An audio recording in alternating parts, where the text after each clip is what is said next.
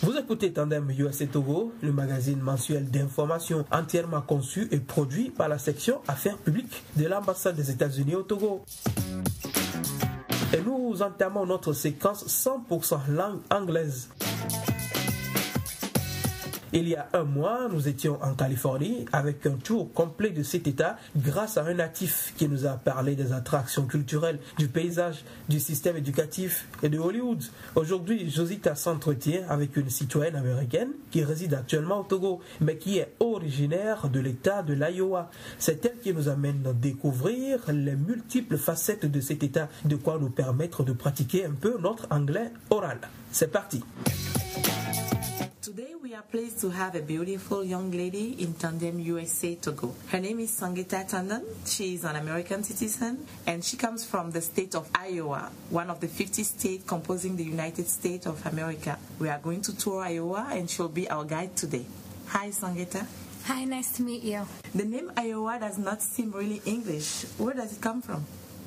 So the state of Iowa was named after the Iowa River, and the Iowa River was actually named by an American tribe who lived near the banks of the river. And the name of the Indian tribe was called Iowa, and so that's how Iowa came about. Same thing for the name of Iowa's capital city, Des Moines. Des Moines is typically French language. What is the role of France in the history of that state? That's a really good question. This one I actually wasn't sure about either. For the country of Des Moines, the French translation is Des Moines, which means of the monks.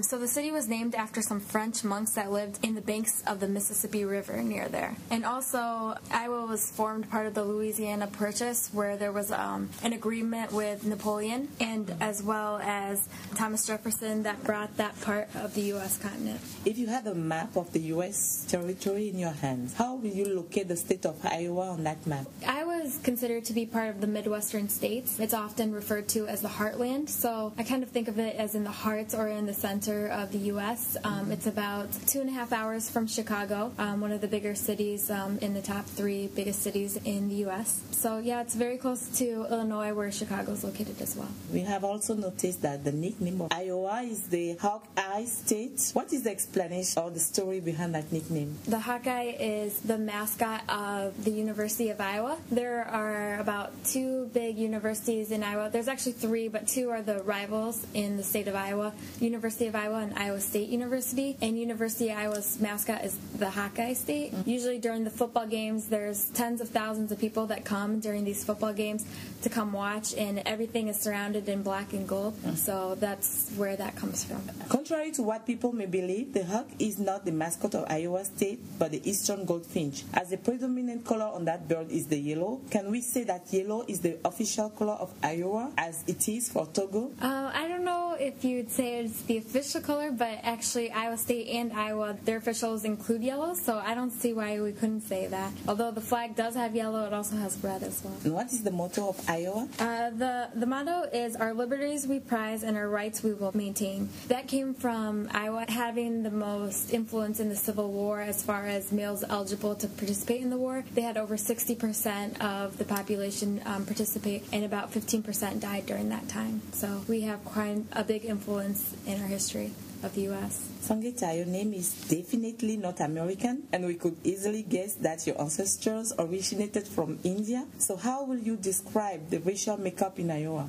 I am Indian, and it's funny because I feel like I'm a minority in Togo, and I'm also a minority in Iowa. Iowa is predominantly about 94% white, and the rest they could be Mexican, Africans, Indians, just a mixed, but it is generally a more Caucasian population. You recently discovered the park of Yosemite in California. Talking of tourism, what do you think someone who travels to Iowa for the very first time must see or visit? We are a big football state, but they also have kind of it's an Amish village. It's a kind of a religious group that is about an hour away from Iowa City, and they have really, really good food. They are a little bit more traditional in that some of the people in that religion don't watch TV, and also it's a very big agricultural state. They definitely have a lot of the traditional people there, and so they have their own neighborhood in the Amish village there, so that's always something to see too. That's way better for me.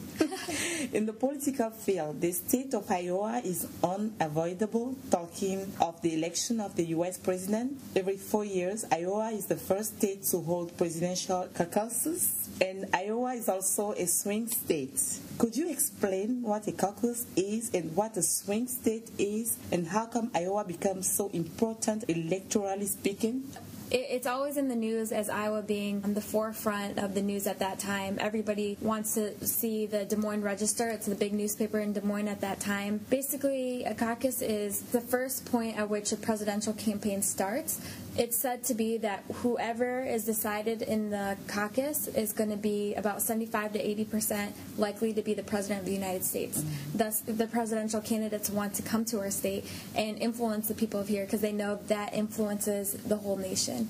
It's interesting for a caucus, it's just a vote. They have a Democratic one and a Republican one. Those are the two big parties in the U.S., and they're actually done quite differently. The last caucus I took part in was in 2008, and I did that for the Democratic one. You choose one. Mm-hmm. And the Republican one is more like the secret ballot that you normally know of, but the Democratic one is a little bit more complicated, and it's a little more fun in my opinion. What you do is you can go into rooms, you can go into churches. Sometimes these are in like people's homes, sometimes they're in convention centers, and you go and you vote for who you want, but it's not a secret ballot. It's you stand in an area of the candidate. So if they say Obama's on one side, another candidate is on the right side, you stand who you want to vote to. And it's probably a 3 to 4 hour process where you have to have the majority at the end of the night go into one area. Okay. And until you get into that one area, there's no viable candidate for the Democratic Party. I was a voter of Obama for the last go-around, and they start eliminating candidates as soon as they get less than 15% of the votes until someone has the majority. So that's what a caucus is basically we pick the Democratic and the Republican candidates of who we want to go forward. And then a swing state, on the other hand, it's a state that means that it could go either Republican or Democratic. It's not usually tending to go towards one side. Mm-hmm. So usually with Iowa in general, it goes in the middle. It's not heavily Republican and it's not heavily Democratic, so it can go either way. So the swing just means that it can just teeter-totter to one way or the other. And how many famous figures of Iowa ended up as president of the U.S.?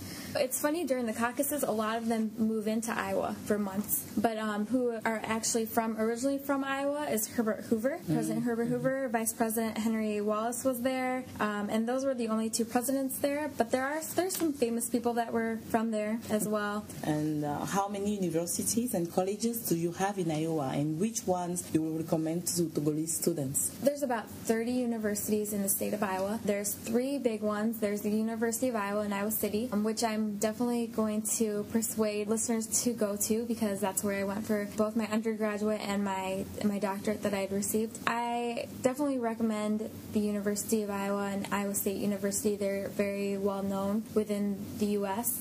Iowa State University is known more for its agricultural engineering, whereas the University of Iowa is known more for its medical profession as well as law. So those are 2 that I would say that I would recommend to Togolese students. Thank you, Sangeeta.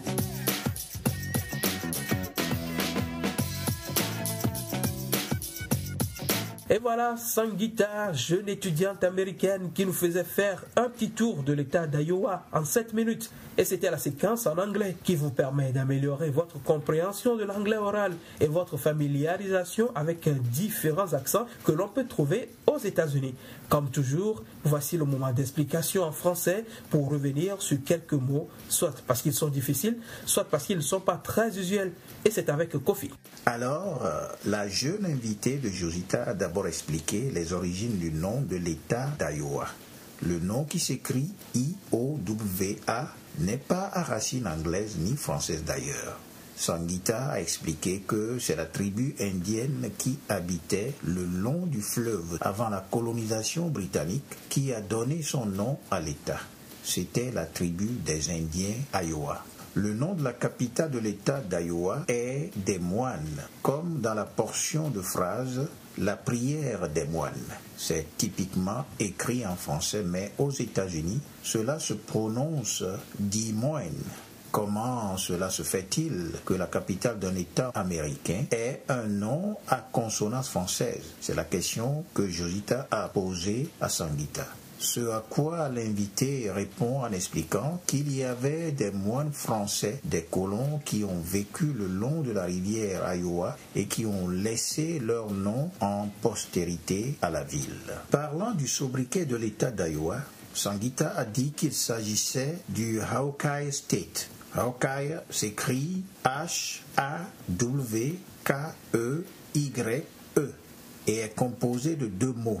Le premier est hawk, H-A-W-K, le mot anglais pour désigner le faucon. Cet oiseau rapace à ne pas confondre avec l'épervier togolais qui se dit en anglais sparrowhawk, S-P-A-R-R-O-W-H-A-W-K. Le deuxième mot est eye, E-Y-E, c'est-à-dire œil. Hawk eye se traduira donc par œil de faucon. Mais Josita a fait remarquer que si l'œil de faucon était le sobriquet de l'État d'Iowa, l'animal qui représente cet État est plutôt le Eastern Goldfinch. Goldfinch, qui s'appelle Goldfinch, est le nom anglais pour désigner le chardonneret, un oiseau passereau chanteur à plumage rouge, noir, jaune et blanc des régions occidentales. Et c'est le chardonneret jaune qui est l'animal fétiche de l'Iowa.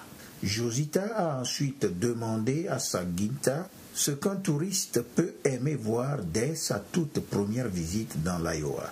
Et la jeune américaine nous a invités à visiter la communauté Amish. Amish s'écrit A-M-I-S-H. Les Amish sont les membres d'une minorité socio-religieuse concentrée particulièrement dans la Pennsylvanie, mais dont il existe aussi des représentants dans l'Iowa.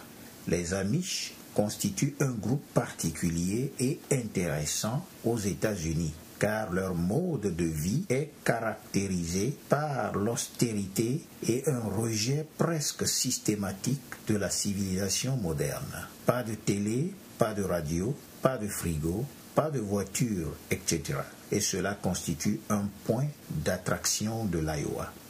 On dit que Iowa tient une place de choix en année électorale aux États-Unis parce qu'il constitue un swing state et qu'il est le premier État à organiser des caucus. Caucus, C-A-U-C-U-S, qui est aussi utilisé en français, est un américanisme pour désigner une réunion, mais pas n'importe quelle réunion. Les caucus sont des regroupements des membres de base des partis démocrates et républicains aux États-Unis qui permettent à chaque État de désigner celui qu'il voudrait voir devenir le candidat national du parti. Un swing state, swing comme S-W-I-N-G, veut dire un État qui balance, qui bouge permanemment, dont on ne peut pas prévoir celui pour qui il va voter et qui du coup devient l'objet de toutes les convoitises pendant les élections. Tous les yeux étaient ainsi rivés sur les swing states comme Iowa en 2008 car ils ont déterminé la fin du vote et permis à Barack Obama de devenir président des États-Unis.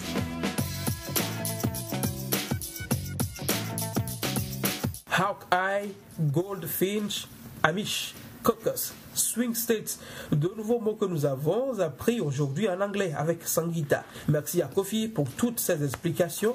Merci également à Josita que nous aurons du plaisir à retrouver prochainement dans ce magazine.